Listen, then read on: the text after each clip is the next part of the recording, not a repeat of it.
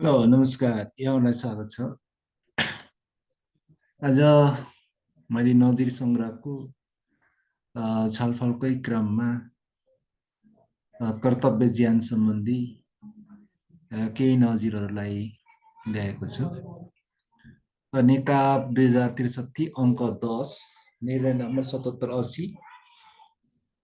प्रतिवादीले आफ्नी श्रीमतीलाई सलले घाँटीमा कसी भुइँमा लडाएकोमा श्रीमतीको उपचार गर्न नलागी सो कुरा कसैलाई नबताई कोठाको ढोका बन्द गरी घरबाट बाहिर निस्किएको र करिब 1 घण्टापछि मात्र कोठामा आएको भनी प्रतिवादी स्वयंले अधिकार प्राप्त अधिकारी समक्ष व्यक्त गरेको हुँदा प्रतिवादीले आवेश प्रेरित भएर होस नपुर्याई कार्य गर्दा मृतकको मृत्यु भएको भन्ने नदेखिने।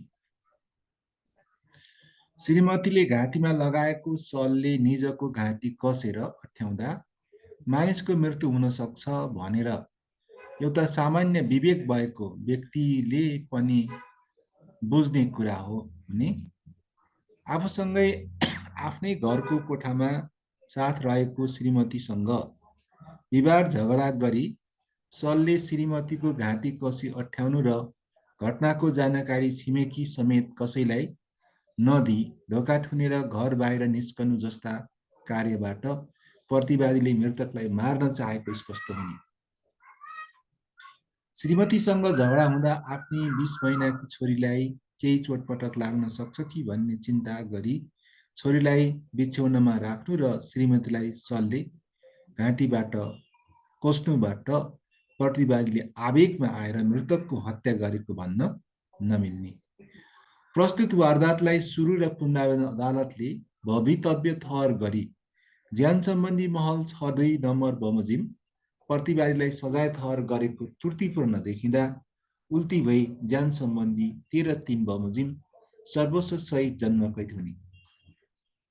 नेपाल सरकार विरुद्ध कृष्णबहादुर लामा नेकाप 2065 अङ्क 10 निर्णय नम्बर 80/22 ज्यान सम्बन्धीको 13 नम्बर अन्तर्गतको अपराधमा ज्यान मार्ने मनसाय निहित हुन्छ। जोखिमी हतियारले प्रहार गरेकोमा मनसाय नभए पनि वा तत्काल आवेशमा प्रहार गरेको कारण ज्यान मर्न पुगेको भए पनि उक्त 13 नम्बर आकर्षित हुने। साधारण लाठा ढुङ्गा लात मुक्का इत्यादि बाहेक अन्य तरिकाले ज्यान मारेकोमा त्यस्तो आपराधिक कृत्यका सम्बन्धमा ज्यान सम्बन्धीको महलको 14 नम्बर आकर्षित हुन सक्ने। मार्ने मनसाय मर्ने कुरा अघिदेखिको हुनुपर्छ भन्ने होइन। जुनसुकै बखत पनि मार्ने उद्देश्यले कुनै कार्य गरिन्छ भने त्यो कर्तव्य गरी मारेको हत्याकै वर्गमा पर्न जाने। कुटपिट पश्चात अर्को कृत्य अर्थात् जिउँदै बालुमा पुरेको र सोही कारण निसस्सिएर मृत्यु हुन पुगेको यस्तो निर्दयी र पाशविक घटनालाई ज्यान सम्बन्धीको 14 नम्बर समेट्ने स्थिति नदेखिने।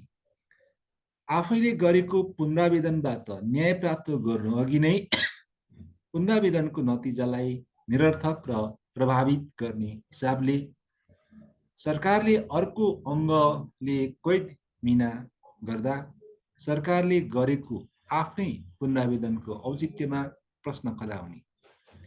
कैद मिना नै दिने लक्ष्य हो भने भएको सजायमा पुनरावेदन गर्नुको प्रयोजन नदेखिँदा सरकारको तर्फबाट एउटा निकायले पुनरावेदन गरेको अवस्थामा सरकार मातहतको अर्को निकायले सो पुनरावेदन विचाराधीन रहेकै अवस्थामा ठुनुवालाई मुक्त गरिदिने कार्यले अदालतबाट भएको फैसला र यसको कार्यान्वयनमा समेत प्रत्यक्ष असर पर्ने। नेकाप 2066 अङ्क 6 निर्णय नम्बर 81/67 आफूले गरेको कार्यले मानिसको मृत्युको परिणाम निम्त्याउँदैन भन्नेतर्फ कर्ता सचेत भई सो कार्यतर्फ लक्षित रहेको अवस्थामा दुर्भाग्यवश मानिसको मृत्यु भएमा त्यो भवितव्य हुने कानुनी मनसाय देखिँदा भवितव्य हत्यालाई सांयोगिक घटनाको रूपमा लिइन्छ।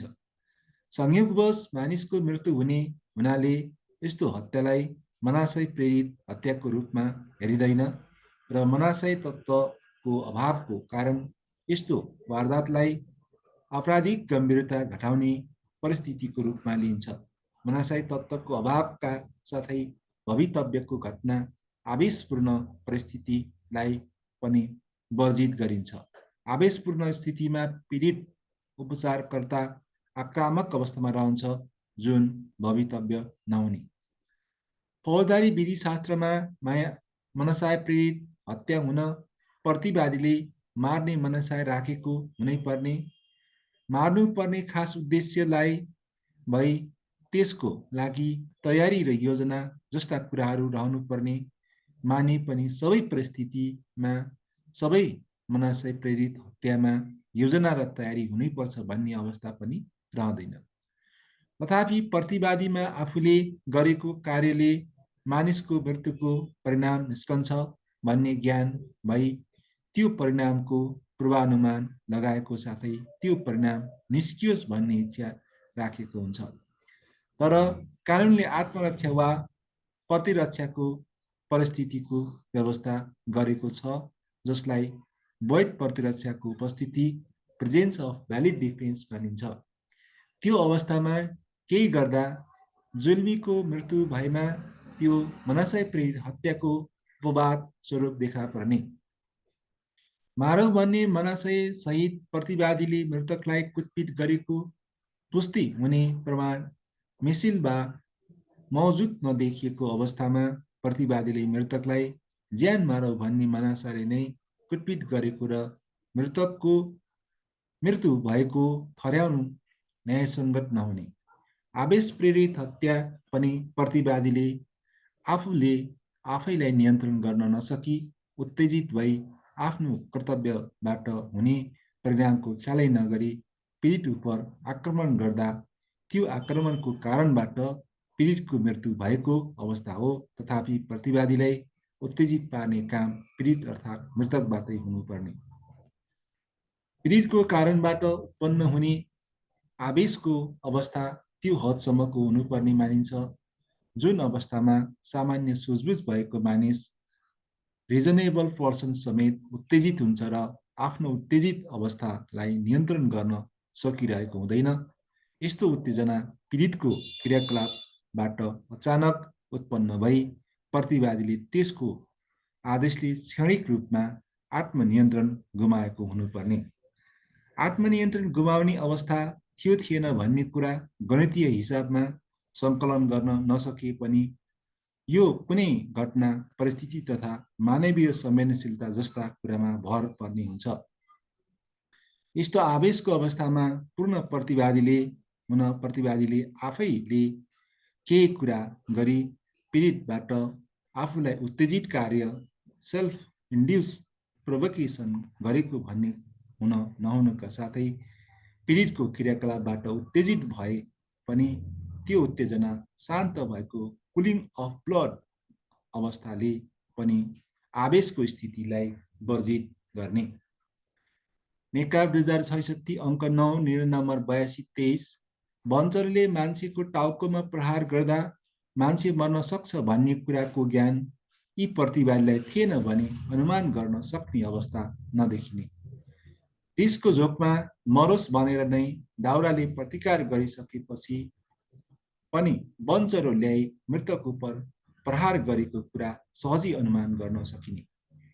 नियतमा सफा थियो, मार्ने मनसाय थिएन, केवल प्रतिकार गर्दा दुर्घटना हुन पुगेको थियो भन्ने वञ्चरोले प्रहार गर्दा भुइँमा ढलेपछि छिमेकीसँग हार गुहार माफी मागी जीवित छन् कि भनी उपचार गर्नतर्फ लाग्नुपर्ने, दुर्घटनाको कारण समाजमा उजागर गर्नुपर्ने र आफैले प्रहरीलाई खबर गर्नुपर्नेमा वारदातको 10 दिनपछि दबाएको लास कुकुरले बाहिर निकालेको अवस्थामा फेला पारी जाहेरी गरेको अवस्थामा ज्यान सम्बन्धी 13(1) नम्बर बमोजिम सजाय हुने। चार्ल्स गुरुमुख शोभराज विरुद्ध नेपाल सरकार नेकाब 2067 अङ्क 5 निर्णय नम्बर 8378 मृतकको हत्या कुनै व्यक्तिको कर्तव्यबाट भएकोले कसुरजन्य कार्य गर्ने अपराधीलाई प्रचलित कानुन बमोजिम सजाय गर्नुपर्ने हुँदा अप्रत्यक्ष प्रमाणको आधारमा पनि कसुरदार देखिएको व्यक्तिलाई सजाय गर्नु अदालतको कर्तव्य हुने। अपराध र अपराधीको शिकार भएमा पीडित व्यक्तिप्रति न्याय परोस् भन्ने कुरा पनि न्यायाधीशले त्यति नै सुनिश्चित गर्नुपर्दछ। अभियुक्त र अपराधलाई पीडित व्यक्ति दुवैलाई सन्तुलित रूपमा न्याय प्रदान गर्नु नै न्याय प्रणालीको आधारभूत लक्ष्य हुन्छ। कुनै एक प्रति मात्र लक्षित गरिएको निर्णयले न्यायको आकार ग्रहण गर्न नसक्ने।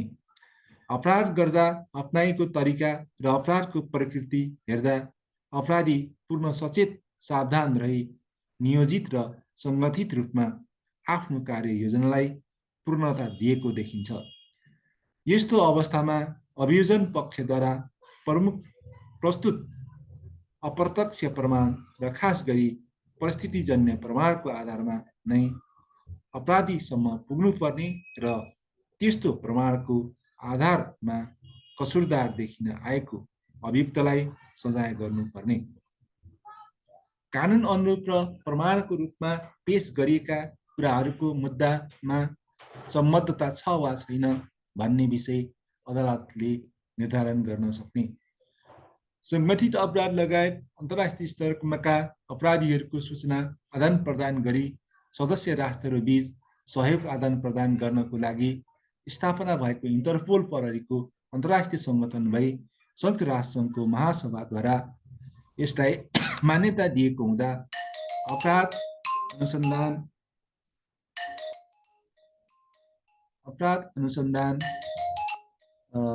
सङ्गठित अपराध लगायत अन्तर्राष्ट्रिय स्तरको अपराधीको सूचना आदान प्रदान गरी सदस्य राष्ट्रहरूबीच सहयोग आदान प्रदान गर्नको लागि स्थापना भएको इन्टरपोल प्रहरीको अन्तर्राष्ट्रिय सङ्गठन भई संयुक्त राष्ट्रसङ्घको महासभाद्वारा यसलाई मान्यता दिएको हुँदा अपराध अनुसन्धानका विषयमा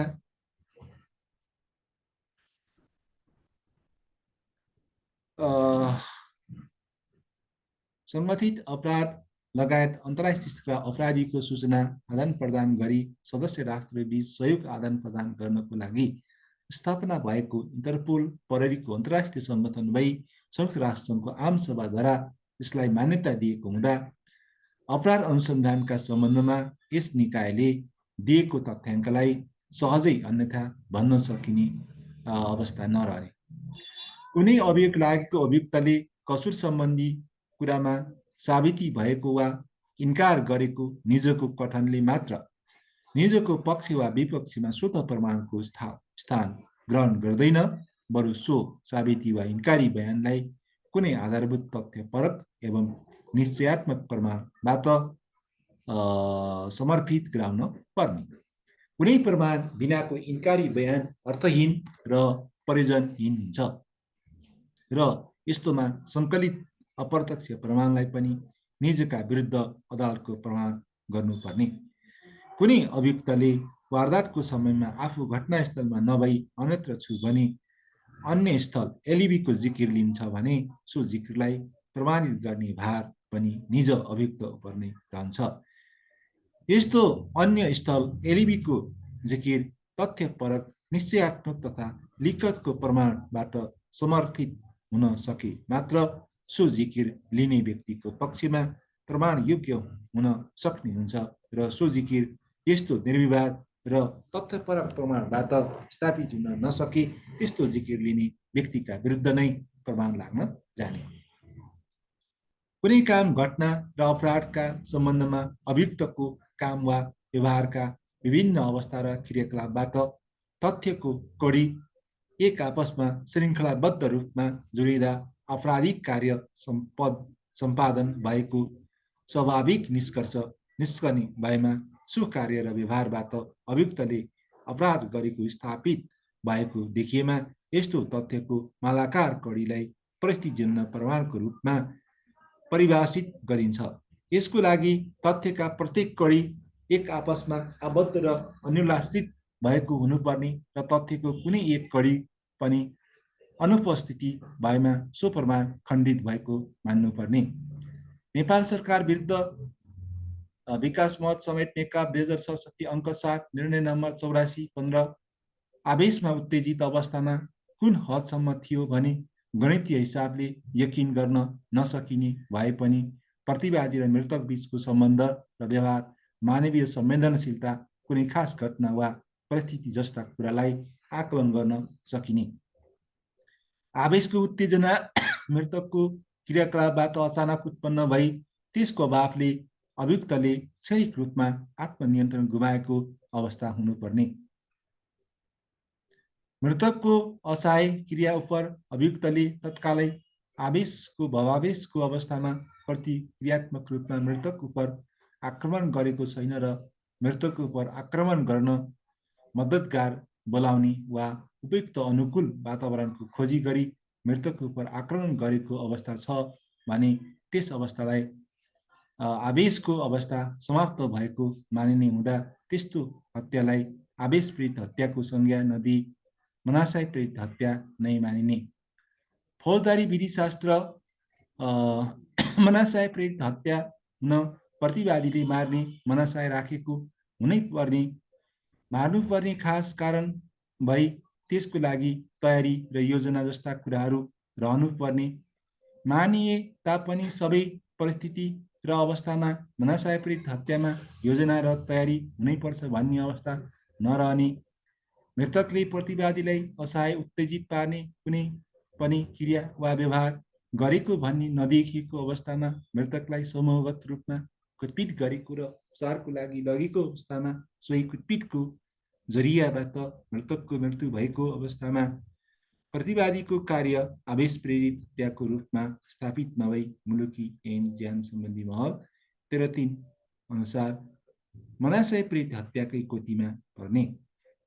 नेकपा 2068 अङ्क 2 निर्णय नम्बर 85/53 लामो समयान्तर पछिको अभिव्यक्ति पुनः व्यक्त गर्दा सामान्य विविधता हुँदैमा निजको वास्तविक उल्लेखन र विरोधाभासपूर्ण रहेको भनी तर्क गरी अपभ्रंश व्याख्यान गर्नु न्यायोचित नहुने, आमाको पक्षमा लागि बाबुलाई सजाय गराउनु पर्दछ भन्ने कलुषित भावनाको प्रादुर्भाव भई कुनै एक पक्षप्रति दुराशायुक्त भावना राखी वास्तविक तथ्य अपभ्रंश पारी उजागर गर्नुपर्ने कुनै कारण र आधार नदेखिएको स्थितिमा उसको बकपत्र वास्तविक खुल्ला किताब जस्तो हो जसलाई सत्यता र यथार्थताको ऐना झैं स्पष्टदर्शी मान्नुपर्ने।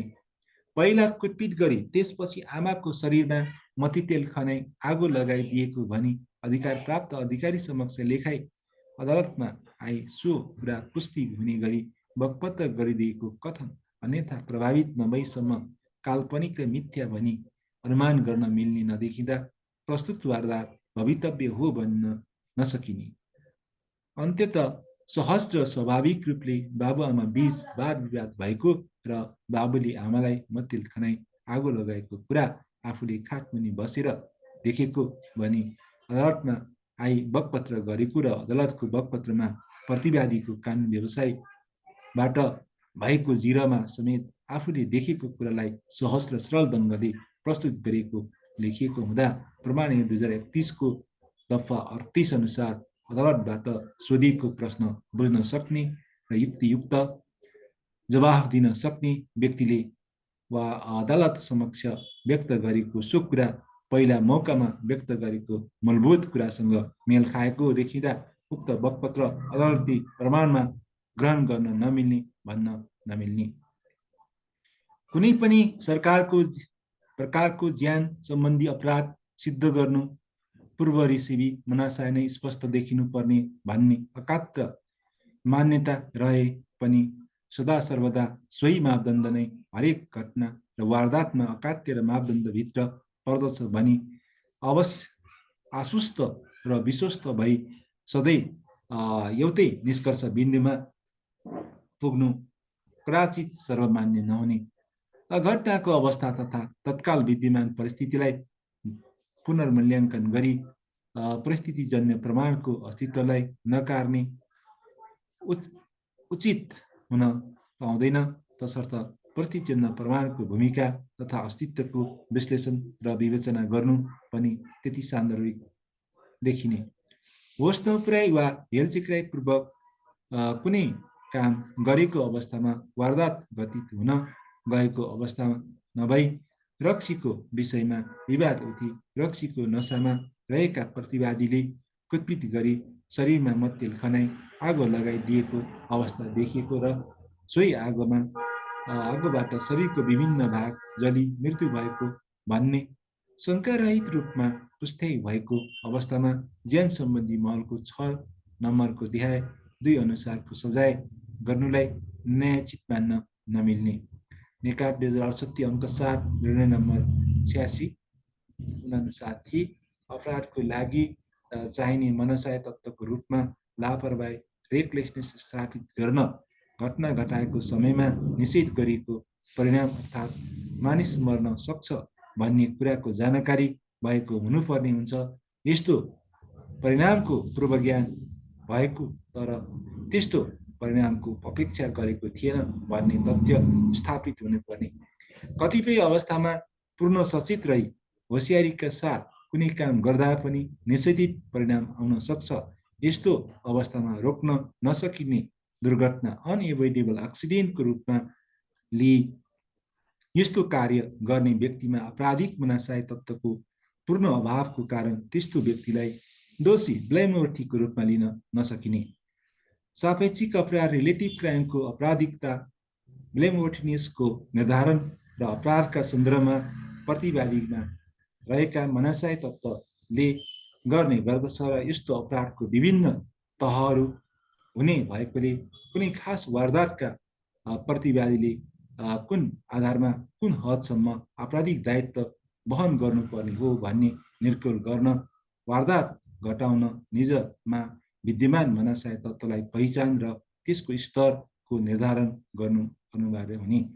नेकाप 2068 अङ्क 10 निर्णय नम्बर 8705 प्रतिवादीहरू समूहगत रूपमा रहेको र सबै प्रतिवादीहरू वारदात संलग्न भएको अवस्थामा कुन प्रतिवादीले के भन्यो भन्नेतर्फ कसैले चासो दिएको र कसैले नदिएको वा कसको कुन प्रतिवादीबाट के भनेको सुन्यो वा सुनेन भन्ने कुरा कर्तव्य ज्ञान मुद्दाको कसुर निर्धारण प्रासङ्गिक हुन आउँदैन। वारदातमा संलग्न भएका प्रतिवादीहरूको क्रियामा फरक नपरी बकपत्र गर्ने अभियोजन पक्षका साक्षीहरूको भनाइलाई कसुर निर्धारणको सम्बन्धमा कुरा बाजिएको भन्न नमिल्ने। एउटै समूहमा सँगै हिँडेको अवस्थामा कसै उप आक्रमण गर्नु पूर्व रिसिभी वा अन्य खास कारण नभए पनि साथीभाइको ग्रहण तथा समूहको मेलको कारण तत्काल मनसाय तत्त्वको सिर्जना हुन सक्ने। समूहगत रूपमा हिँडेको अवस्थामा कुनै एक अवस्थाको आग्रह वा उत्साहलाई स्वीकार गरी कानुनले वर्जित गरेको र कार्यमा संलग्न हुनुबाटै मनसाय तत्त्वको सिर्जना हुन्छ। यस्तो अवस्थामा घटना घटेको प्रत्यक्षदर्शी व्यक्तिको देखेको अथवा प्रत्यक्ष प्रमाण भएको अवस्थामा कसुर स्थापित गर्नको लागि मृतकलाई मार्नुपर्ने खास कारण वा मार्न प्रेरित गर्ने तत्त्व थियो वा थिएन भनी खोजी गरिहाल्नु आवश्यक नहुने। सर्वोच्च जन्मकैद वा जन्मकैद हुने अपराधको सन्दर्भमा फौजदारी न्याय प्रशासन र तजविजी अधिकारको प्रयोग अर्थात् मार्फत प्रतिवादीले अपराध गरेको अवस्था र परिस्थितिलाई विचार गरी कसुर निर्धारणपछि सजाय गर्दा न्यायिक सन्तुलन कायम राख्ने तजविजी अवधारणा हुन्। सजाय निर्धारणमा अदालती बन्दोबस्त 188 नम्बरको व्यवस्थाले न्यायकर्तालाई सजाय कम गर्न र तजविजी अधिकार दिएको र कानुनी व्यवस्थालाई प्रयोग गरी सजाय घटाउन अधिकार स्वरूप जिकिर लिन सक्ने नदेखिनुको साथै अभियोजन पक्षबाट पनि यो कानुनी अवस्थाको प्रयोग गरी सजाय घटाउन हुँदैन भनी दाबी गर्न नसक्ने। अपराध र सजाय सन्तुलन राख्नुपर्ने कानुनले उल्लेख गरेको अवस्थाको विद्यमानता छ न्यायिक आधार मौजुद रहन्छ भन्ने दण्ड निर्धारणमा न्यायकर्ताले विवेकसङ्गत रूपमा यो कानुनी व्यवस्थाको प्रयोग गर्न सक्ने। सर्वसहित जन्मकैद वा जन्मकैदको सजाय हुने अपराधको प्रकृति अपराध गर्दा अभियुक्तले अपनाएको कार्यशैली र अभियुक्तको मानसिक स्थिति, अपराध गर्नु पछाडिको कारक तत्त्व जस्ता कुराहरू सबै अवस्था र परिस्थितिमा समान हुन नसक्ने भएकाले यस कानुनी व्यवस्थाको प्रयोग गर्दा न्यायकर्ताको विचार गर्नुपर्ने। सबै अवस्था र प्रकृतिका ज्यान मुद्दाहरूमा अदालती बन्दोबस्त 188 नम्बरको प्रयोग गरी सजाय घटाउन सकिने अवस्था हुँदैन। सजाय घटाउन सकिने अवस्थाको विद्यमानता भएमा पनि उस्तै प्रकृतिका मुद्दाहरूमा अपराधको गम्भीरता घटाउने परिस्थितिको विद्यमानताको अवस्था पृथक हुन सक्छ। एउटै ज्यान मुद्दामा अदालती बन्दोबस्त 188 को प्रयोगद्वारा कम सजाय निर्धारण गर्दा पनि धेरै प्रतिवादीहरू भएमा उनीहरूको अपराध गर्दाको क्रियाकलाप र अपराधका सहभागिताको अपराध सजायको निर्धारण गर्नु न्यायसङ्गत हुने। मृतकलाई नियन्त्रणमा लिई हातखुट्टा समाई छुरी प्रहार गर्न सहज वातावरण बनाइदिएको भन्ने देखिएको अवस्थामा मृत्युवरण गराउने गरी छुरी प्रहार गर्ने र छुरी प्रहार नगर्ने प्रतिवादीलाई समान रूपमा सजाय घटाउन न्यायसङ्गत नहुने। नेकाप 2069 अङ्क 5 निर्णय नम्बर 36 पीडितको पहिलेदेखि नै विभिन्न कार्य र अभिव्यक्तिले प्रतिवादीलाई आवेश वा उत्तेजना ल्याउने पृष्ठभूमि तयार गरेको हुन सक्ने भए पनि पीडितले तत्काल उत्तेजना सिर्जना गर्ने हदसम्मको कुनै कार्य गरेको हुनुपर्दछ जसको प्रतिक्रिया स्वरूप प्रतिवादीले आफूलाई नियन्त्रण गर्न नसकेको होस्। यसबाट पीडित कार्य प्रोभोकेटिभ एक्सन विगतदेखि हुँदै आएको क्युमुलेटिभ भए पनि सोको अन्तिम कडी तत्काल भएको हुनुपर्ने। प्रतिवादीलाई उत्तेजनामा ल्याउने कार्य पीडित बाहेकका अन्य व्यक्तिको आचरण, कार्य वा अभिव्यक्तिको आधारमा भएको हुन नहुने।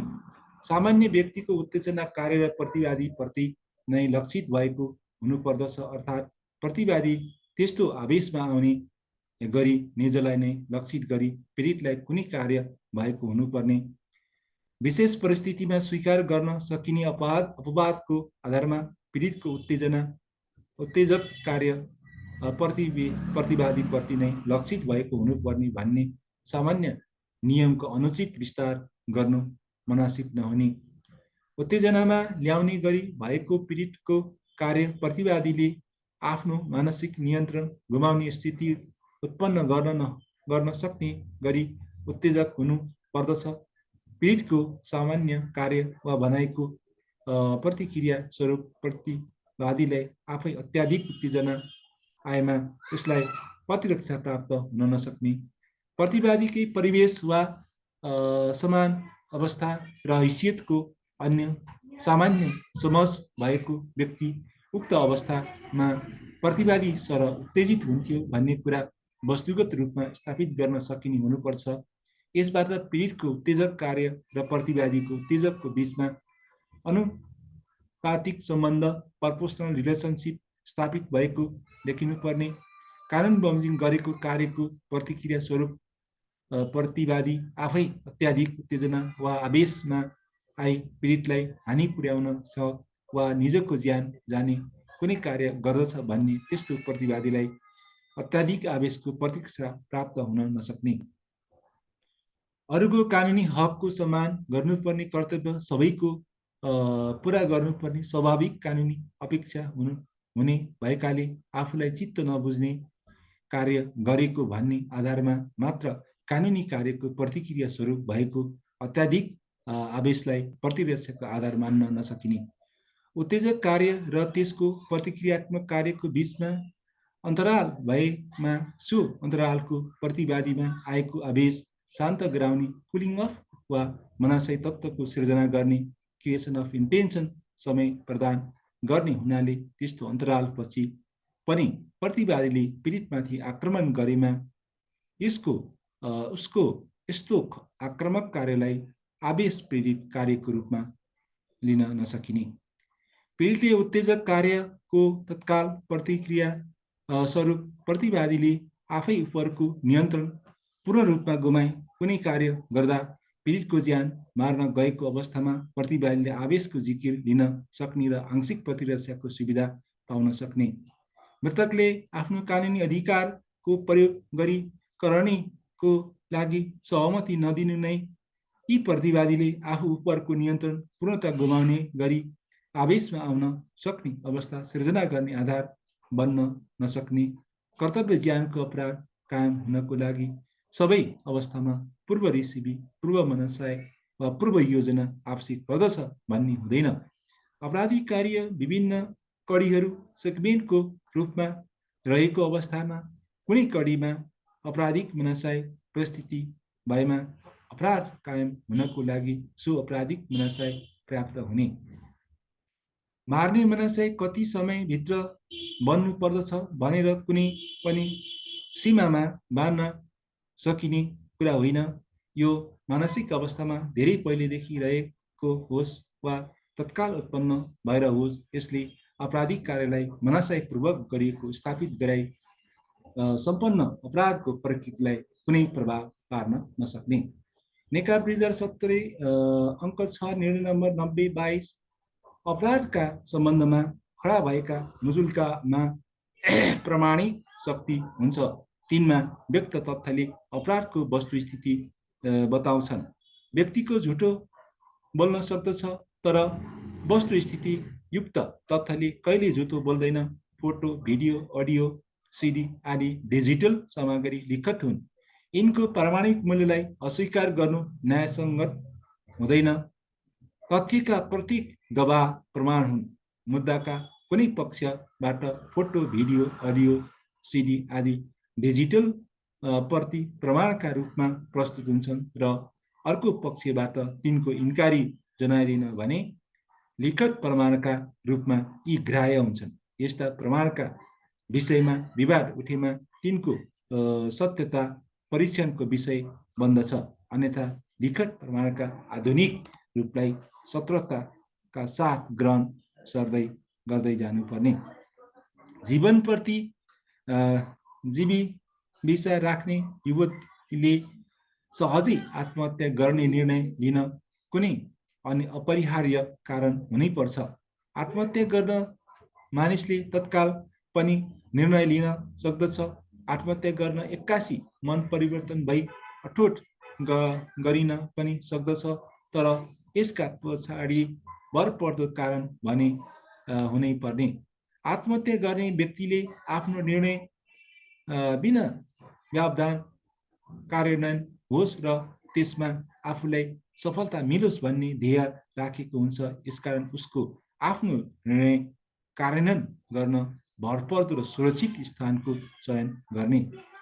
दुई विपरीत खालका अभिव्यक्ति मिसिल सामेल रहेकोमा अदालतको स्वतन्त्र प्रमाणबाट पुष्टि हुने कथनलाई प्रमाणमा लिनुपर्ने हुन्छ।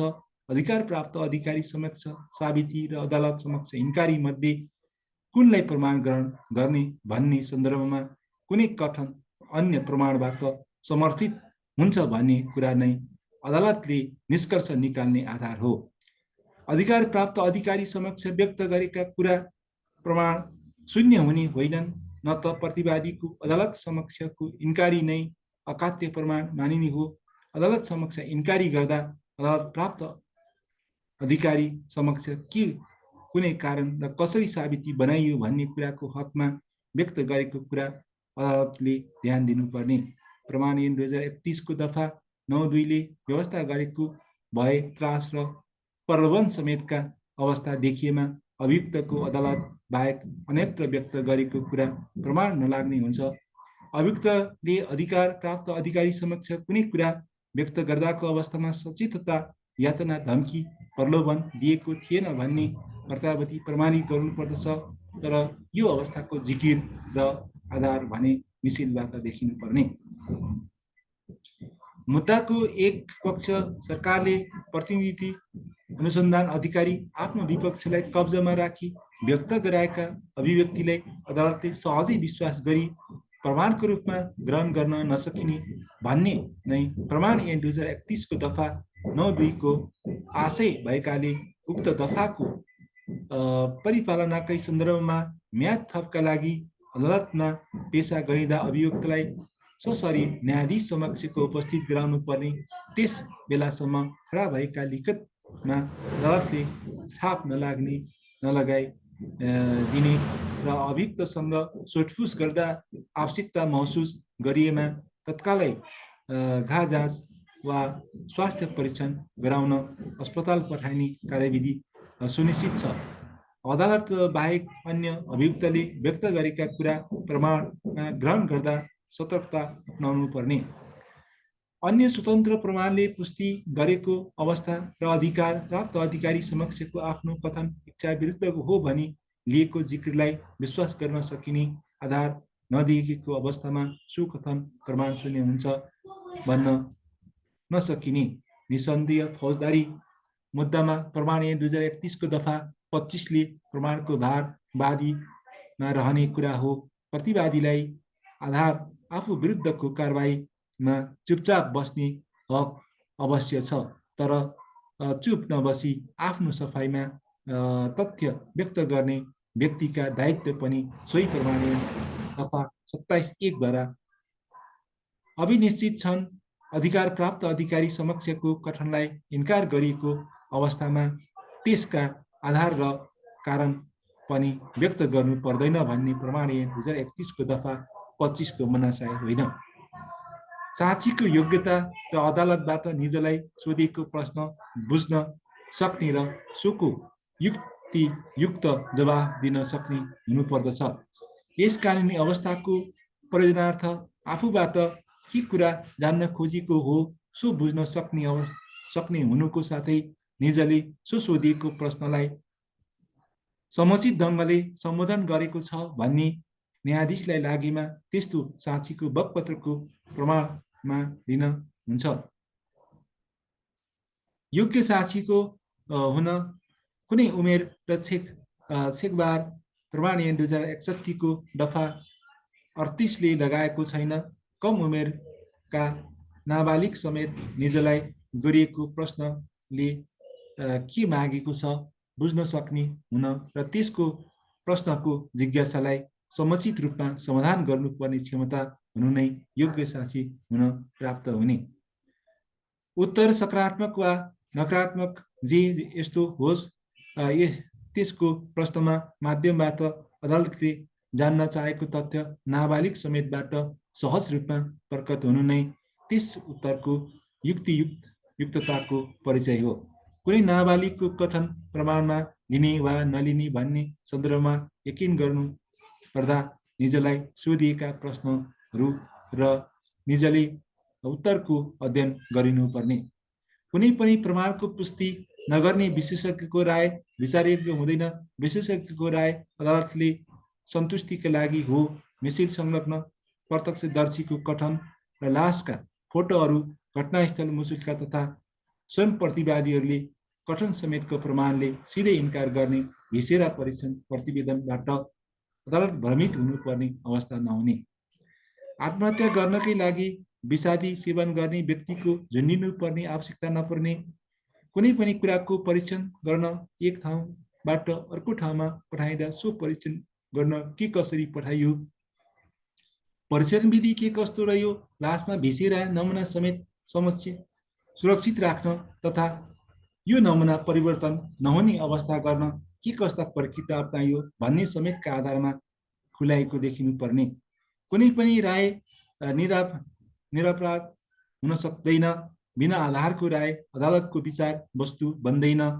प्रस्तुत विवादमा मृतकको भिसेरा परीक्षणका विषयमा यस्ता कुनै कुरा खुलाएको नपाइँदा विशेषज्ञ भनिएको व्यक्तिको फगत रायका न्यायकर्ता रूपमा लिन आवश्यक नहुने। मृतकको शरीरमा हात हाल्ने व्यक्तिलाई ज्यान सम्बन्धी 17 नम्बर आकर्षित नहुने। घर परिवार समेत सबैजना मिली जेठानीलाई दिएको यातना एवं कुटपिट समेतको कर्तुत आफ्नै आँखाले देखि भोगेको बुहारीले घर परिवारको दर, सामाजिक परिवेश र पतिको आदेश समेतको कारणले कुनै प्रतिक्रिया नजनाउनुलाई मत सल्लाहमा पसेको भनी प्रतिवादीलाई दोषी ठहर गर्न नमिल्ने। हत्या गर्ने मत सल्लाहमा पस्नु र प्रतिक्रिया नजनाउनु बिल्कुल अलग कार्य हुन्। मार्ने योजना सहमति अपनाउनु वा यो योजनाको पूर्व जानकारी राख्नु मत सल्लाहमा पछिको मान्ने आधार हुन सक्दछ। तर आफू बाहेक अरूले गरेको मत सल्लाह अनुसारको कार्यको दर्शक हुनु नै आरोपित कसुर गरेको प्रमाण हुन नसक्ने। निकाब 2071 अङ्क 4 निर्णय नम्बर 9148 प्रतिवादीले प्लास्टिकको डोरीले घाँटीमा बेरी सास अवरुद्ध हुने गरी घाँटी कस्छ भने त्यो मार्नलाई नै प्रयोग गरिने कार्य हो। मार्नलाई गरिएको कार्य रिस झोकमा गरिएको कार्य होइन र मर्छ भन्ने जानी जानी वा सो नियतले डोरी खोजी मृतकको घाँटी कसी सोही परिणामबाटै मृत्यु भएकोमा मुलुकियन ज्यान सम्बन्धी महल 14 नम्बर आकर्षित हुन सक्ने। नेकाब 2071 अङ्क 3 निर्णय नम्बर 9138 मृतकको मृत्यु अमुक कसैको चोटबाट भएको भन्न सकिने अवस्था नभए पनि कुनै खास व्यक्ति वा चोटकै कारणले मरेको देखाउनु पर्छ भन्न पनि मौजुदा अवस्था सम्भव नहुने। एकभन्दा बढी व्यक्तिले र एकभन्दा धेरै कारणले मारिने अवस्था रहने। वारदातको अवस्थासम्म पुर्याउन कुरामा प्रतिवादीले सहभागिता देखिएको र सो लगायत कारण वारदात घट्न गएको हुँदा निजको दायित्वविहीन मार्न नसकिने। अन्यथा कसुरको कार्य गर्नलाई भिडको संलग्नता निम्त्याउने र त्यसैको आडमा आपराधिक दायित्वविहीन हुने कुराको तर्जुमा गर्ने अवस्था आउँछ। त्यसो गर्नु भनेको प्रकारान्तरमा दण्डनीयता सिर्जना गर्ने हो। सुरुदेखि सबै श्रृङ्खलाका प्रतिवादीहरूको सरोकार र संलग्नता भए पनि अन्तिम अवस्थाको भिडको समेत संलग्नताको प्रतिवादीले आफ्नो असंलग्नता र निर्दोषिताका जिकिर लिन सक्ने अवस्था रहेन। निकाब 2071 अङ्क 6 निर्णय नम्बर 9191 मृतकको शरीरको नाजुक भागमा जोखिमी हतियार खुकुरी पटक पटक प्रहार गरी मानिस मर्ने कुरा एकदम निश्चित कुरा भएकाले यस्तो परिणाम हुने कार्यको जानकारी हुँदाहुँदै सो कुरा मनाशयभित्रै पर्ने कुरा भएको र गम्भीर घातचोट सिरियस इन्जुरी पार्ने मनाशयका साथ भएका प्रहार मानिस मरेमा सो कसुर म्यानस्लौटर वा कल्पेबल होमिसाइड नभई मर्डर हुने हुँदा मृतकको ज्यान लिने मनसाय नरहेको भन्ने ती प्रतिवादीको पुनरावेदन जिकिर सहमत हुन नसकिने।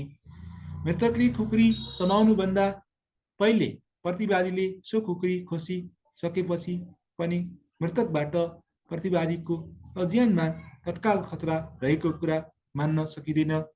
त्यस अवस्थामा यी प्रतिवादीले हार गुहार गरेर वा भाग्ने उम्कने काम गरेर वा प्रहरीसँग सुरक्षा लिएर आफूलाई बचाउनु पर्ने पहिलो काम कुरा गर्नुपर्ने, तर सो हुन्जेल ज्यान जाने प्रबल सम्भावना देखिएमा आत्मरक्षाको लागि नहुने अत्यन्त कम बल प्रयोग गर्नुपर्नेमा बडो क्रूरतापूर्वक मृतकलाई बोल्न चटपटाउन नदिई खुकुरीको अनगिन्ती प्रहार गरी मारेको वारदात र आत्मरक्षाभित्र पर्ने नदेखिने। आफू समक्ष आएकी मृतकलाई पुरा होस हवासमा रहेका प्रतिवादीले बिना कारण अथवा अत्यन्त मामुली कुरामा क्रूरतापूर्वक खुकुरीले अनगिन्ती हानि मारेको प्रस्तुत वारदात मुलुकियन अदालती बन्दोबस्त 188 नम्बरको अधीनभित्र पर्ने नदेखिने।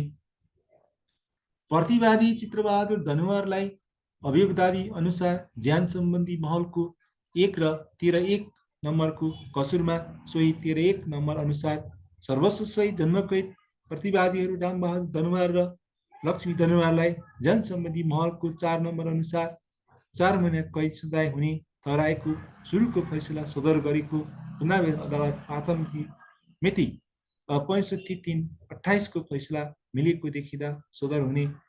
परिवर्तित फौजदारी न्याय पृष्ठभूमिमा प्रतिवादीलाई सर्वस्वको सजाय गर्दा प्रतिवादीमा आश्रित व्यक्तिका अतिरिक्त पीडितले समेत कुनै राहत नपाउने र त्यसबाट निजको पनि विचल्ली हुने अवस्थाप्रति कानुनले आँखा चिम्लन मिल्दैन। विश्वका कतिपय मुलुकहरूमा पीडितको ज्यान लिने प्रतिवादीको उसमा आर्थिक क्षतिपूर्ति पाउने र पाउने व्यवस्था रहेको परिप्रेक्ष्यमा बिल्कुल बेग्लै कालखण्डमा निर्माण भएको मुलुकियन ज्यान सम्बन्धी महल 13 नम्बरको सर्वस्व पनि गर्ने व्यवस्थालाई हामीले यातायात रूपमा पालना गर्नु उचित हुँदैन। कानुनको प्रत्येक कमी र दोषको अदालतले निराकरण गर्नुभन्दा यसमा विधायिकाले ध्यान दिनु शक्ति पृथकीकरणको सिद्धान्त अनुकूल हुन्छ। तसर्थ सर्वस्व सम्बन्धी वर्तमान विधिशास्त्र र कानुनको अध्ययन गरी मुलुकियन ज्यान सम्बन्धीको महलको 13 नम्बरको सर्वस्व गर्नुपर्ने व्यवस्थाको उपयुक्तताको बारेमा विचार गरी परिमार्जन तथा परिशीलन गर्नको लागि नेपाल सरकार कानुन तथा न्याय मन्त्रालय एवं नेपाल कानुन आयोग समेतलाई जानकारी गराई निजको ध्यानाकर्षण गराइदिने। नेकाप 2071 अङ्क 7 निर्णय नम्बर 92/12 मृतक बोल्न नसक्ने 5 वर्षीय अपाङ्ग तथा अबोध बालक रहेका र निजले प्रतिवादीलाई केही गरे बिराएको देखिँदैन। यस्तो अवस्थामा अबोध तथा सबैको मायाका आकाङ्क्षी बालकप्रति प्रतिवादीलाई रिस उठ्नु भनेको प्रतिवादीको निर्दयी स्वभावको द्योतक हो। समाजमा यस प्रकारका अनुत्तरदायी क्रूर तथा हिंस्रक व्यक्तिहरूलाई धर्मको जामा पहिराउनु उचित हुँदैन। यस्ता व्यक्ति धर्मका नाममा कलङ्क हुन् र यस्ता व्यक्ति समाजको शान्ति सुरक्षाका लागि अत्यन्त खतरनाक हुने हुँदा निजहरूलाई कडा दण्डद्वारा निरुत्साहित गर्न तथा यस्ता खाले अरू निर्दयी अपराधीहरूलाई त्रासको सन्देश जानका लागि फौजदारी न्याय प्रभावकारी भूमिका खेल्नु जरुरी छ। प्रस्तुत वारदात भनेको जघन्य वारदातभित्रै पर्ने देखिन्छ। आङ्गिसिङ्ग हुने यस किसिमको कसुर गर्ने कसुरदारलाई रियायत दिनका लागि मुलुकियन अदालती बन्धक 87 को निर्माण भएको होइन। बालक मरिसकेपछि पनि अब मर्यो ठिक भयो भन्ने सोचाइ राख्ने प्रतिवादीलाई कम सजाय हुनुपर्छ भन्ने विद्वान अधिवक्ताको बहससँग सहमत हुन नसकिने र मृतक अबोध बालकसँग पुनरावेदक प्रतिवादीलाई बिना कारण रिस उठेको र विवश किसिमको हत्या भएको प्रस्तुत वारदातमा ज्यान सम्बन्धीको महल 14 नम्बर आकर्षित हुने अवस्था नरहने। नेकाप 2071 अङ्क 9 निर्णय नम्बर 9243 अनुसन्धान तहकिकातको सिलसिलामा कागज गराएका व्यक्तिहरू जबसम्म अदालतमा आए आफूले बोलेका कुराहरू खम्बीर हुने गरी बकपत्र गर्दैनन् उक्त प्रमाणलाई ग्राह्य मान्न नसकिने। कुनै पनि हत्याको आपराधिक कार्य प्रमाणित हुनको लागि सो कार्य दूषित मनसाय राखी पूर्व योजना बनाई कार्य एक्टसिरियस गरिएको हुनुपर्दछ। सो कार्यको परिणामको पूर्व जानकारी फोरसाइटनेस अफ कन्सिक्वेन्स र परिणाम घटाउने इच्छा डिजायर अफ कन्सिक्वेन्स समेत भएको हुनुपर्दछ। कर्तव्य ज्यान मुद्दामा प्रतिवादीद्वारा गरिएको कार्यमा ती 4 तत्त्वहरू रहेका थिए भन्ने कुरा वादी पक्षले नै ती कुरा स्थापित भएको प्रमाणित गर्नुपर्ने। नेकाप 2071 अङ्क 9 निर्णय नम्बर 92/42 प्रताडित महिलाद्वारा भएको हिंसा र आवेशप्रेरित हत्या बीच के अन्तर रहेको पाइन्छ र आवेशप्रेरित हत्यामा तत्कालै उठेको रिसको कारण मौकामा प्रहार गरी हत्या गरेको हुँदा त्यसमा मनसाय तत्त्वको अभाव रहन्छ। ब्याटर्ड माइन्ड सिन्ड्रोम BWS को दाबी लिएको वारदात हत्या नै हो, तर वारदातको कारक तत्त्व भने मार्ने व्यक्ति स्वयं नै रहेको हुने। धेरैजसो BWS सुविधा खोजिएको विवाद वर्षौंदेखि प्रताडित घरेलु हिंसाको शिकार भएकी महिला जो पतिबाट दुर्व्यवहारको शिकार निरन्तर भएका हुन्छन् र चोट प्रहार धक्का प्रहार पाउँछन् र बारम्बार परफुसको लान्छन् दुर्व्यवहार पाउँछन् वा ज्यान मार्ने धम्की समेत पाउँछन्। निजले उक्त पीडक पति र प्रेमीको हत्या मौकामा गरेको नभई कैयौँ दिनपछि ज्यान जोगाउन वा पीडक निभाएको वा नसा सेवन गरेको बखत मौका छपी गर्ने गर्दछन्। यस्तो हत्याको एकमात्र कारण आवेश, घृणा र प्रहारबाट मुक्ति वा पीडकले मार्ने डर, त्रास मुक्ति रहेको हुने। सबै तथ्यगत परिस्थिति र आफ्नै लोग्नेबाट हुने गरेको घरेलु हिंसाबाट प्रताडित भई घरको पारिवारिक वातावरण नै कलहमय भई आजित अवस्थामा पुगी आफ्नै लोग्नेलाई मार्नुपर्ने अवस्था प्रतिवादी पुगेको, निजको 2वटा नाबालिग छोरीहरू समेत रहेको र निज नाबालिगको पालनपोषण, रेखदेख, संरक्षण गर्नुपर्ने तथ्यलाई समेत विचार गर्दा निज प्रतिवादीलाई मुलुकियन ज्यान सम्बन्धी महलको 13(1) बमोजिम सजाय गर्दा चर्को पर्ने देखिँदा प्रतिवादीको अंशभागको हकमा सर्वस्व गर्नु नपर्ने र कैदको 10 वर्ष सजाय हुने गरी व्यक्त भएको फुन्डामेन्टल अदालत राय मनासिब देखिने अदालती बन्दोबस्त 188 नम्बरको प्रयोग गर्दा ज्यान मुद्दामा अवस्था हेरी सजायमा छुट प्रदान गरिन्छ। तर BWS भन्ने कुरा एक प्रकारको सम्बन्धित महिलाले पाउने कानुनी सुविधा हो, जहाँ मृतक पीडक हुन्छ र महिला प्रताडित हुँदा पीडित भएकी हुन्छ र निज महिलाले गर्ने अपराध पीडाको उपज हुन आउँछ।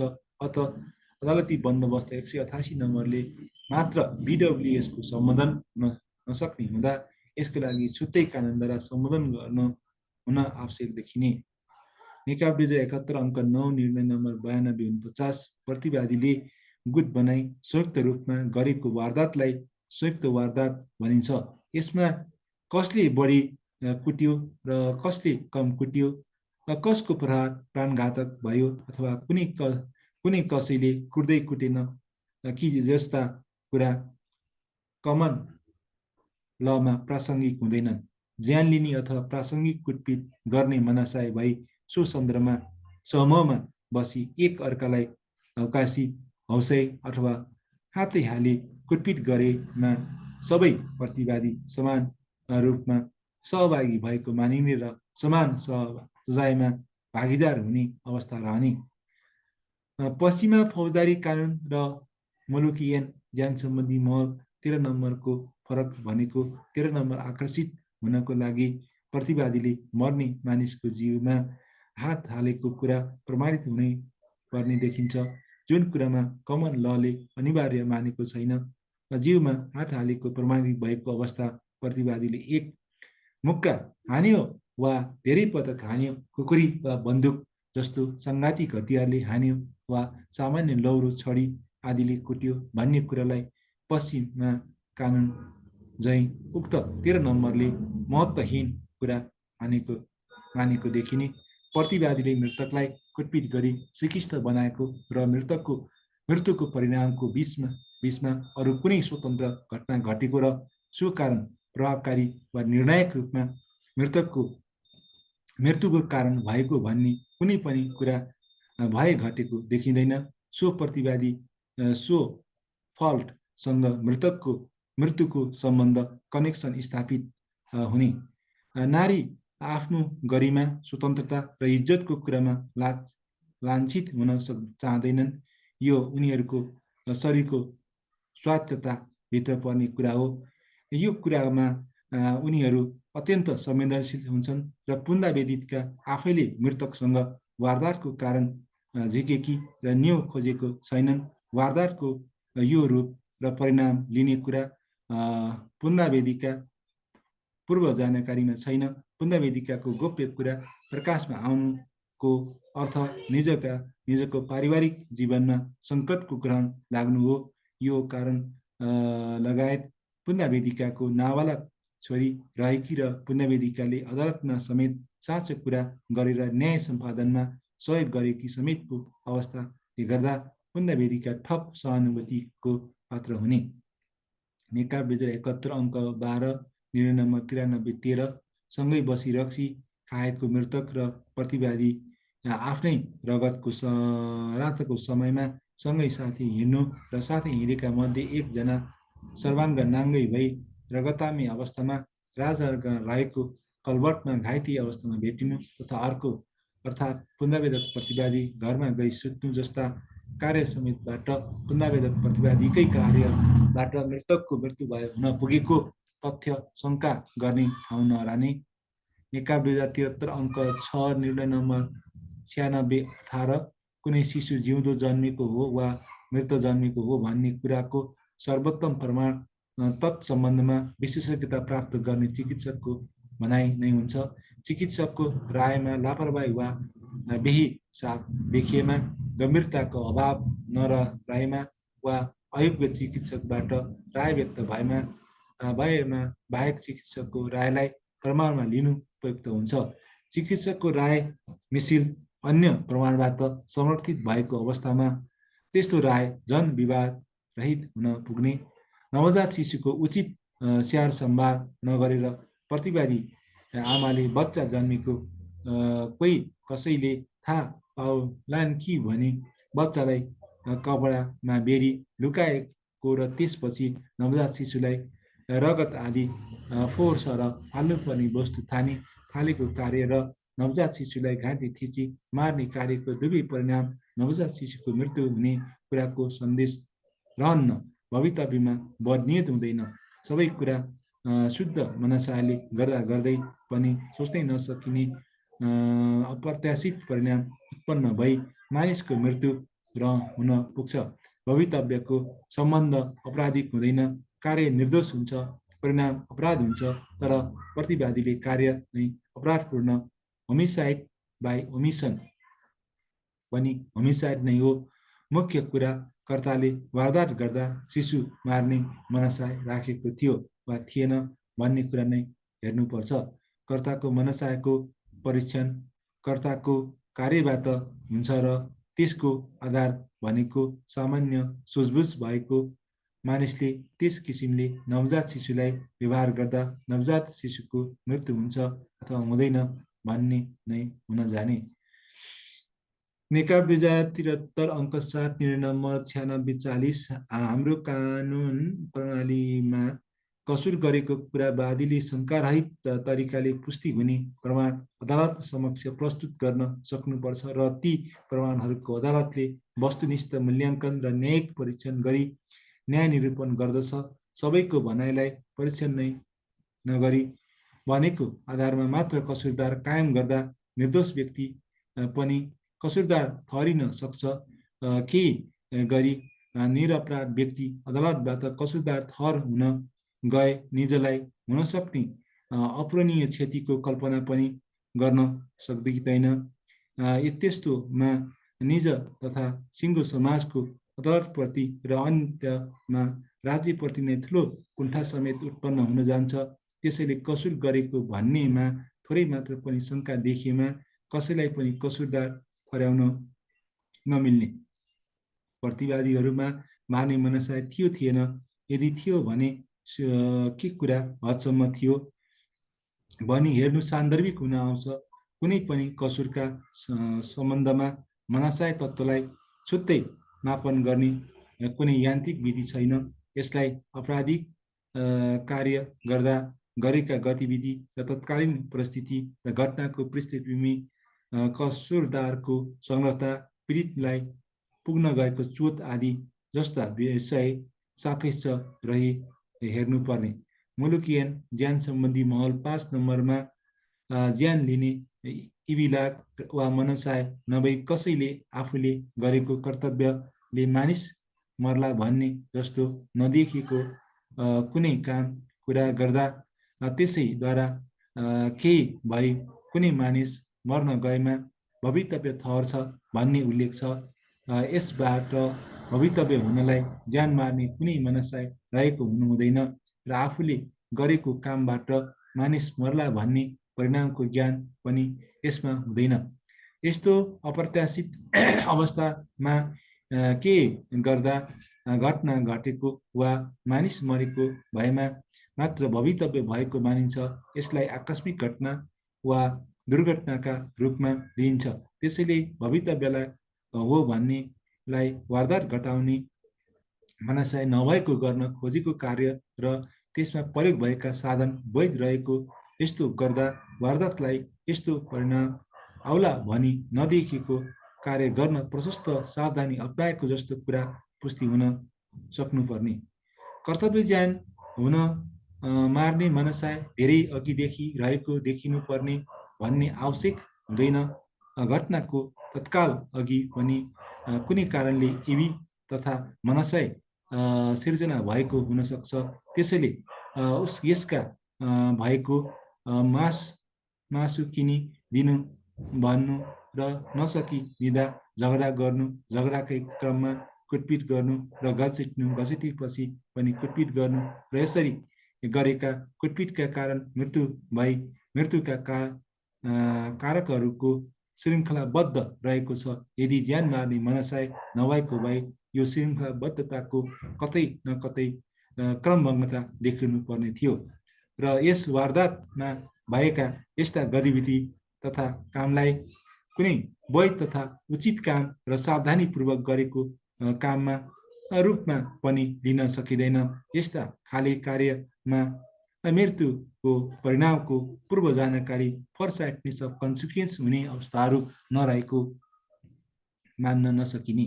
एकाप 2073 अङ्क 12 निर्णय नम्बर 9730 वस्तुतः जोखिमी हतियार खुकुरी प्रहार गरी हत्या गरेको कुरालाई प्रतिवादी स्वयंले मौका तथा अदालतमा स्वीकार गरेको सो तथ्यलाई मिसिल संलग्न प्रत्यक्षदर्शी अनिसा राईको बकपत्र सब परीक्षण समेतबाट पुष्टि भइरहेको र नाबालकको के भनेको भन्ने आधारमा सामान्य सहनशीलता नर्मल डिग्री अफ टलरेन्स अप्नाइ नाबालक उप जोखिमी हतियारको संवेदनशील अङ्गमा निर्ममतापूर्वक पटक पटक प्रहार गरेको कार्य मनसायपूर्वक देखिन आएकोले रिसुति थाम्न नसकी मारेको भन्ने प्रतिवादीको प्रतिरक्षाको आधार बन्न नसक्ने। नेकपा 2074 अङ्क 1 निर्णय नम्बर 9747 प्रतिवादीले पूर्व योजना र तयारीका साथ प्रस्तुत वारदात घटित गराएको नदेखिए पनि एउटा साधारण समझ र मिजाज भएको मानिसले कुकुरी जस्तो जोखिमी हतियारको जथाभावी प्रहार गर्दा मानिस मर्न सक्छ भन्ने कुरा सहजै बुझ्न सकिने विषय हो।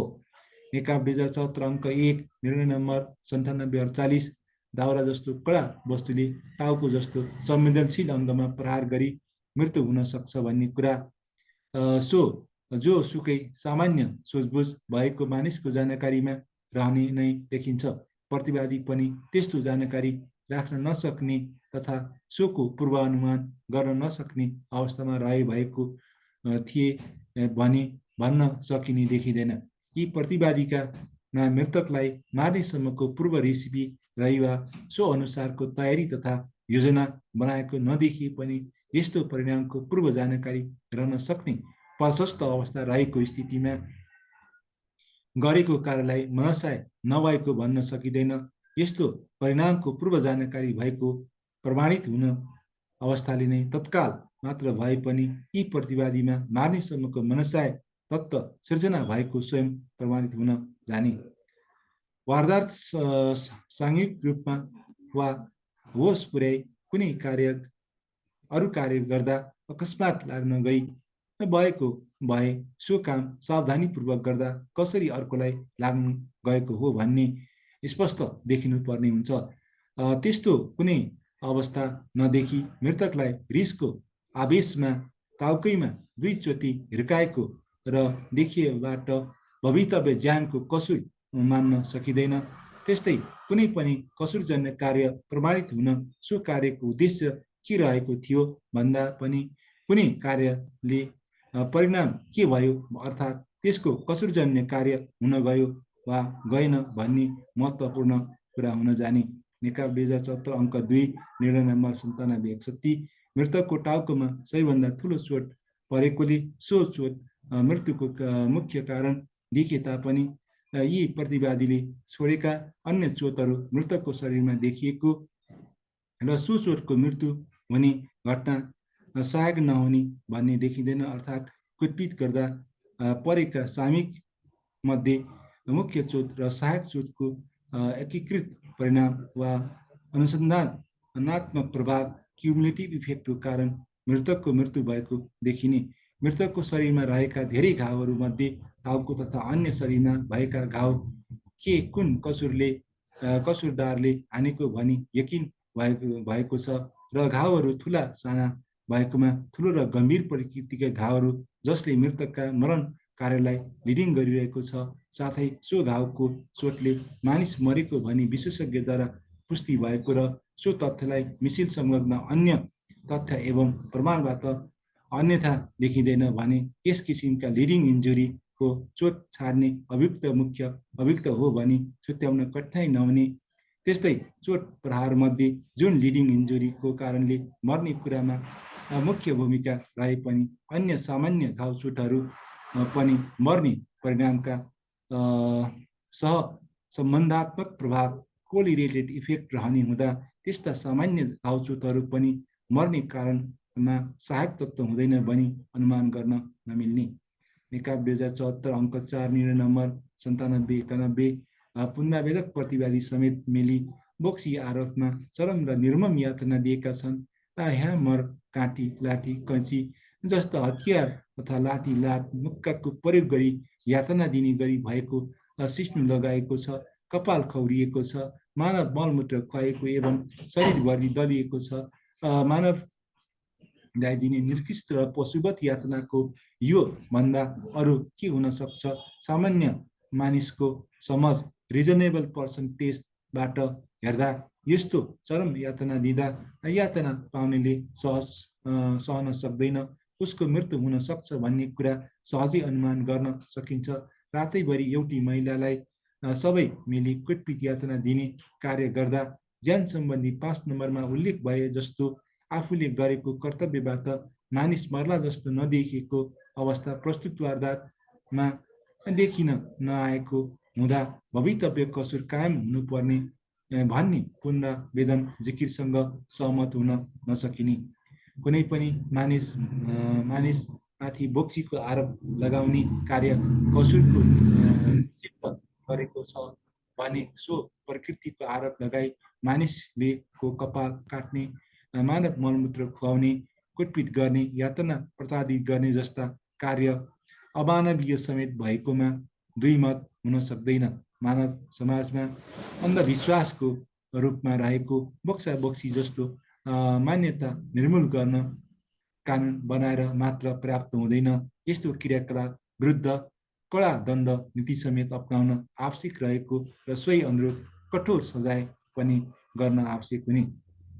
निकाब 2074 अङ्क 12 निर्णय नम्बर 9918 मुलुकियन ज्यान सम्बन्धी महलको 13.4 नम्बरमा उल्लेख भएको वचन दिने कार्यको अर्थ सामान्य र सतही रूपमा ग्रहण गरिनु हुँदैन।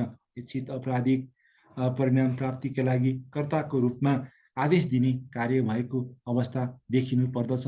यसमा मनसाय तत्त्व र आदेशात्मक रूपमा वचन दिएको कार्य विद्यमानता देखिनु पर्दछ। विषय र सन्दर्भ अनुसार वचन दिएको कुराको मूल्याङ्कन गरिनु पर्ने। अदालती बन्दोबस्त 188 नम्बर बमोजिम राय व्यक्त गर्ने र सदर गर्ने कुरा विवादका पक्षले हक अधिकारको रूपमा प्रश्न उठाउने पुनरावेदकको विषय होइन।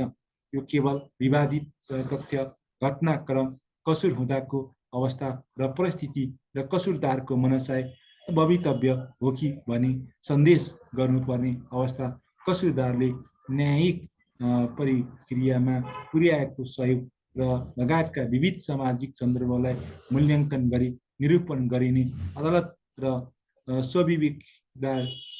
स्वविवेकाधिकारको विषय हो। त्यसैले अदालती बन्दोबस्त 188 नम्बर अनुसार राय व्यक्त गरेको कुरा पुनरावेदनको विषयको रूपमा हेर्न नमिल्ने।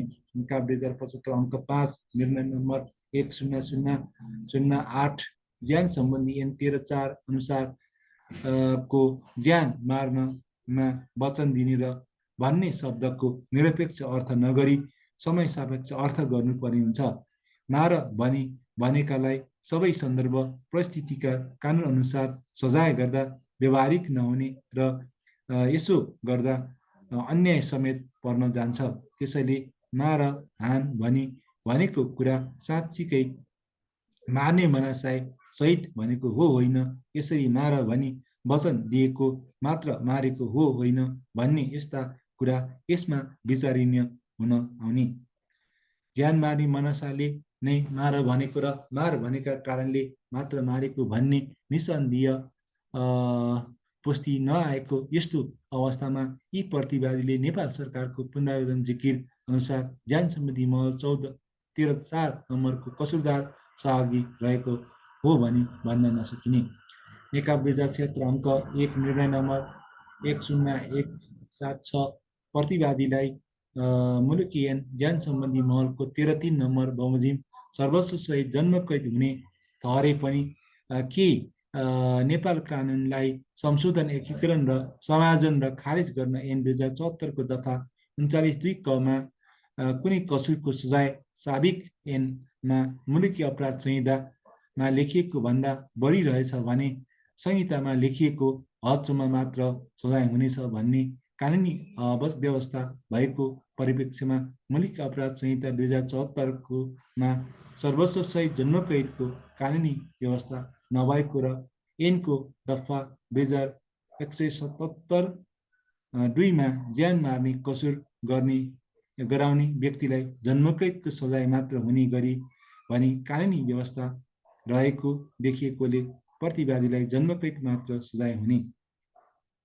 नेकपा 2076 अङ्क 2 निर्णय नम्बर 10/187 सामान्य समाजले बच्चा जिउँदो रहन सक्ने अवस्था नै नदेखिएको अवस्थामा लास नभेटिएको भन्ने कारणले मात्र अभियोग दाबीको कसुरबाट प्रतिवादीले मुक्ति पाउन नसक्ने। नेकपा 2076 अङ्क 9 निर्णय नम्बर 10/354 लास बरामद नभए पनि बरामदको प्रकृति र सङ्कलित सबुत प्रमाणका आधारमा ज्यान मारेको पुष्टि भए कानुन बमोजिम सजाय हुने। नेकपा 2076 अङ्क 9 निर्णय नम्बर 10/352 एकभन्दा बढी पनि मुख्य अभियुक्त हुन सक्ने अवस्था पनि रहन्छ भन्ने मुख्य अभियुक्तको तुलनामा अन्य अभियुक्तको आपराधिक कार्यको गम्भीर्य कम हुन सक्ने देखिन्छ। कुनै कर्तव्य ज्यानको अपराधमा एकजना भन्दा बढी व्यक्तिको संलग्नता रहेको त्यस्तो आपराधिक कार्यमा कुन व्यक्तिले के कस्तो भूमिका खेलेको छ, निजले खेलेको भूमिकाको गम्भीरता समेतलाई विचार गर्नुपर्ने।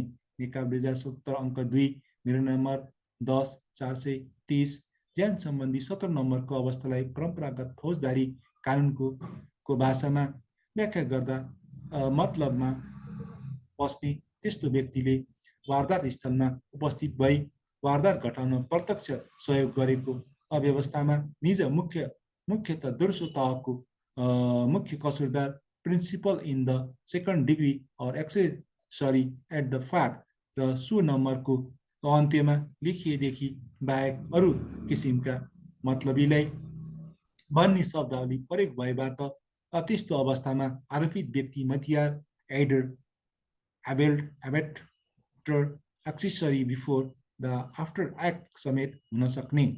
कुनै व्यक्तिलाई मतियार भनी सुझाव गर्नको लागि उसको कसुरका अनिवार्य तत्त्वबारे जानकारी रहनुपर्ने कुरा एउटा पूर्व शर्त हो भने कसुरबारे जानकारी वा साझा योजना र सहभागिताको अतिरिक्त उसले गरेको कार्यबाट मूल कसुरदारमा उत्साह थपिएको स्पष्ट देखिन्छ वा देखिँदैन भन्ने आदि कुराहरू पनि मतियारको आपराधिक दायित्व यकिन गर्न सकिने हेर्नुपर्ने।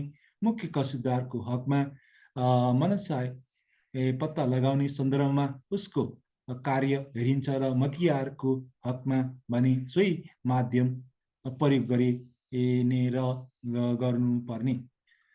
नेकपा 2077 अङ्क 7 निर्णय नम्बर 10/493 प्रमाण ऐन 2031 को दफा 25 बमोजिम प्रतिवादी उपरको अभियोग दाबी पुष्टि गर्ने प्रमाणको भार वादी नेपाल सरकारको निहित रहेको र सो बमोजिम अभियोग दाबी बमोजिमको ठोस एवं निश्चयात्मक प्रमाण वादी नेपाल सरकारको तर्फबाट पेश हुन नसकेको अवस्थामा फौजदारी न्याय तथा न्यायिक सिद्धान्तको रोहमा शङ्काको भरमा प्रतिवादीलाई कसुरदार करार गर्न नमिल्ने।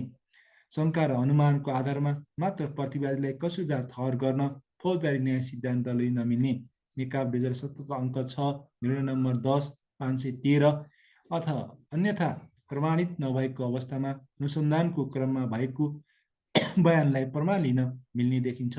अनुसन्धानको क्रममा भएको बयान निरपेक्ष रूपले जुनसुकै अवस्थाको प्रमाणमा गाह्रा नहुने भनी अर्थ गर्न नमिल्ने, सबमा रही वारदात स्थलसम्म पुगेको भन्ने आधारमा मात्र सबैलाई मुख्य अपराधी सरह व्यवहार गर्नु उचित हुँदैन र समूहमा रहने हरेक प्रतिवादीलाई अपराधमा संलग्नता तथा निभाएको भूमिका पुष्टि गर्ने सोही आधारमा मात्र कसुर कायम गरिनुपर्ने।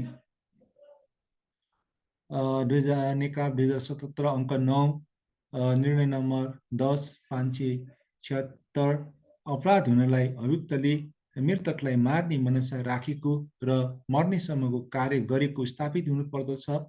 मनसाय अन्तर्गत मृतक मर्न सक्ने परिणामको पूर्वानुमान र अनुमान गरे अनुसार नै मरोस् भन्ने परिणामको इच्छा अभियुक्तले राखेको थियो भन्ने कुरा निर्वाध तथ्यबाट पुष्टि हुनुपर्ने। धन्यवाद। Thanks for watching.